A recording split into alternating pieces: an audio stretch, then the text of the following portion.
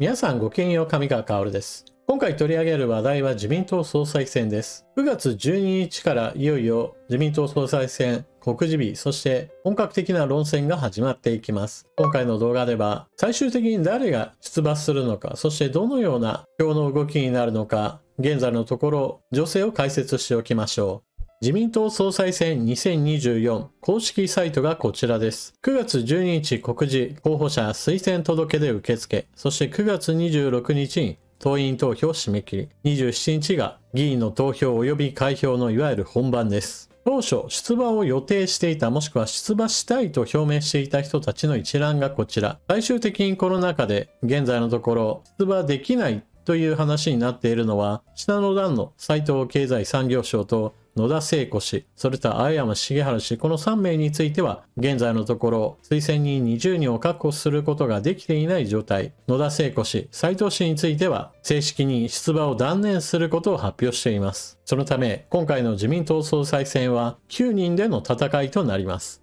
告示日前日、最後に出馬表明したのが上川陽子氏。一緒に作りませんか、日本の新しい景色。総裁選立候補を正式表明。自民党の上川陽子外相は記者会見し、私だから覚悟を持って国難にあたり、日本の新しい景色を国民と一緒に作っていくことができると述べ、立候補を正式に表明した。出馬表明は9人目となる。上川氏は、政治信条は声なき声を政治の真ん中に、届きにくかった女性や子供、あるいは犯罪被害者の声をしっかりと受け止めてきたと振り返り、放送力とコミュニケーション能力を持ち、国民の思いに共感できるリーダーが求められていると強調。その上で、日本社会について、少子高齢化と人口減少に難題に直面しているが、真の危機はこれから始まる。現役世代の人口減少が加速し、経済の急激な縮小に至ると危機感を示し、今こそ危機克服の革新に向けて舵を切らないといけない。首相として難問から逃げず、新たな日本を築いていきたい。一緒に作りませんか、日本の新しい景色を、と訴えた。一方、立候補を断念した野田聖子氏、小泉進次郎氏を支援へ、連携模索した石破茂氏陣営、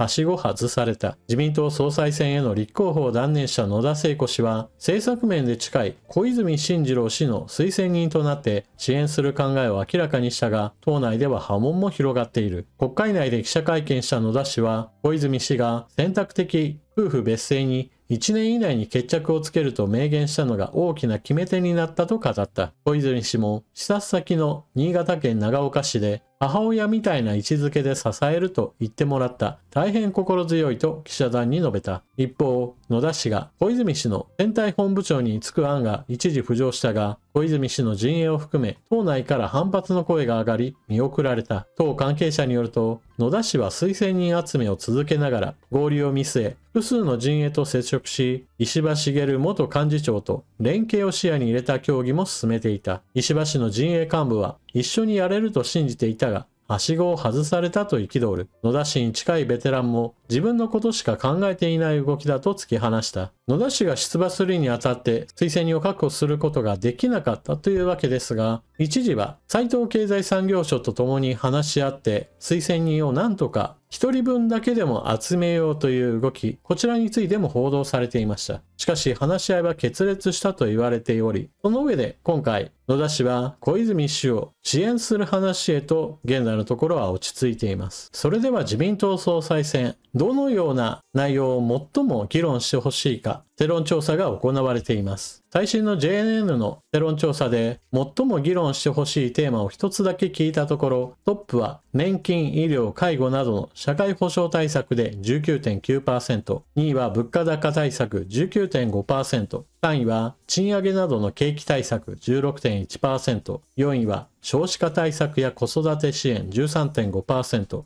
5位は政治と金の問題など政治改革 10.7%、6位が外交安全保障 7.8%、7位が憲法改正 2.9% でした。というわけで9月12日から自民党総裁選が本格的にスタートします。これまでの話はあくまでも出馬したいな、でも出馬できるかなというところで、結構みんなガヤガヤやっていたところなのですが、ようやくこれで出馬する人が固まったというわけです。そしてこの段階においてもすでにリードしている人が誰かというのはすでに分析はされています。例えば、一番わかりやすいのが、党員獲得票誰が多いかです。これについては事前に世論調査が行われていますから、ある程度予測することは誰でもできるでしょう。現在のところ上位は石破氏、小泉氏、高市氏となっていて、それ以下についてはあまり大きな差はありません。この上位3人は党員獲得票はある程度あることはほぼ確定状態です。一方において議員の獲得票については、それぞれの支持者の人たち20票プラスアルファ、出馬断念した人たちの支持票をある程度受け止める形で小泉氏がリードしていると言われています。この段階でも結構野田氏、斉藤氏の2人が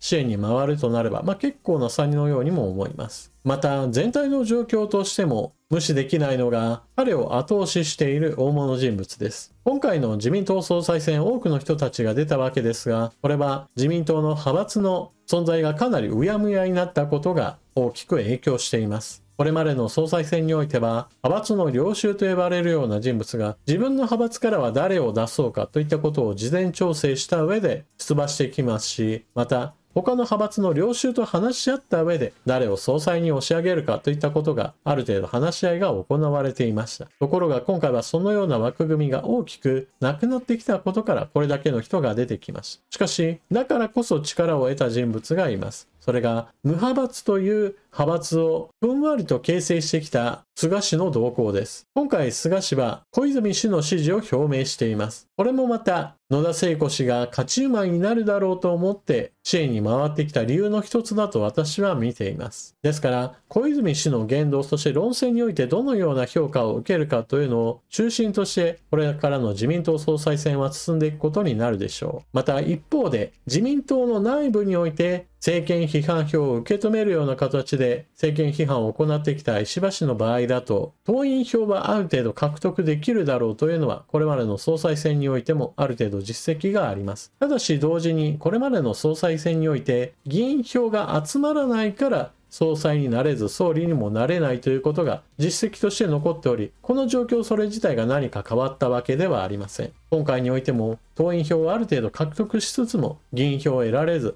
最終的には総裁にはなれないというのがある程度見込まれています。だからこそ決選投票においてとにかく入ることが重要となります。その時相手が石破氏であれば、勝ったなという具合にして誰もが思うことでしょう。逆に石破氏が決選投票に残らなければ、本当にその2人のどちらが総裁になるかは全く誰にもわからないような形となるでしょう。議員票最終的にどちらになるかなというのが、いわゆる不人気な人が明確でなければ、もうあとは蓋を開けてみなければわからないのです。一方でそのような決選投票まで残るのがちょっと難しいなと見られているのが、党員票がほとんど獲得期待できていない加藤氏、林氏、茂木氏です。これらの人たちは党の要職を経験していたり大臣の経験などもあって非常に幅広い人脈を誇るものの、一般受けは全くしていません。その上これだけ多くの人たちが出馬することによって議員票も必ずしも自分たちでがっつり取るぞというような大きな流れを作ることもかなり難しい状況ですから、埋没することは避けられません。ただ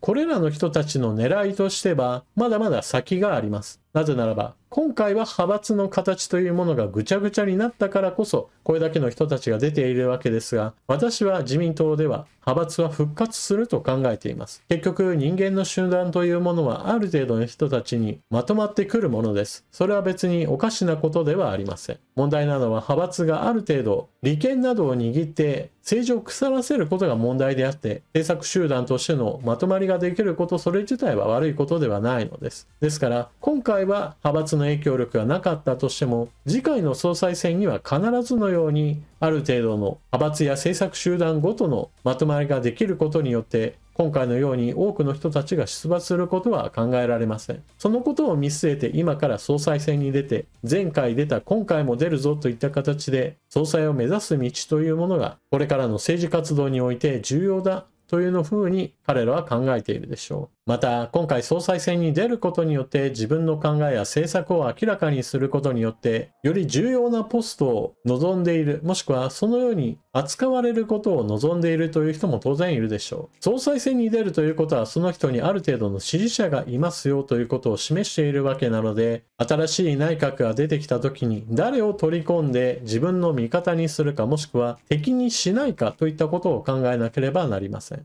例えば、総裁選に出て私が総裁になったよとなった時に、他の出馬している人たちを全員党の要職にもつけないし、大臣にもつけないしというような形を取れば、必ずのようにその人たちが反乱分子となり得るものです。しかし、他の総裁候補者の人たちを自分の内閣にもしくは党の要職につけることによって取り込めば、政権を安定させることへとつながってくるわけです。そうした意味でこの総裁選というのは、自民党内部における権力闘争と政権発足時のこの人がこの職だと危険だなというのをある程度事前察知するための情報収集にも役立つことでしょう。というわけで今回の動画はここまで。現状のところ小泉氏がリードしているという解説をしたわけですが、当然のようにこれはあくまでも現時点での話で、最終的な結果は様々な要因によって変わるでしょう。具体的な政策論争になった時に、党員が誰を最も評価するかというのは当然のように予想できるものではありません。意外な人が上がってくることもあれば、意外な人が下がることもあるかもしれません。何にしても少しでも政治が良くなってほしいと思っています。